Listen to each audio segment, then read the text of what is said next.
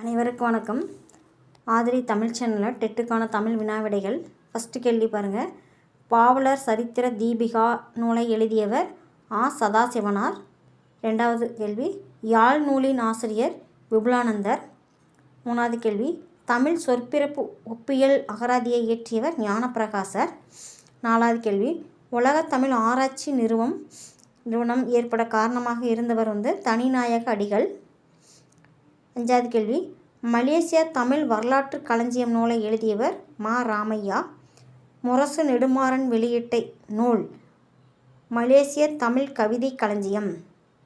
இந்த கேள்வி எல்லாமே உங்களுக்கு 11th தமிழ்லேருந்து தான் நான் போட்டுட்ருக்கேன். மறக்காமல் இந்த வீடியோ லைக் பண்ணுங்கள், ஷேர் பண்ணுங்கள், சப்ஸ்கிரைப் பண்ணுங்கள்.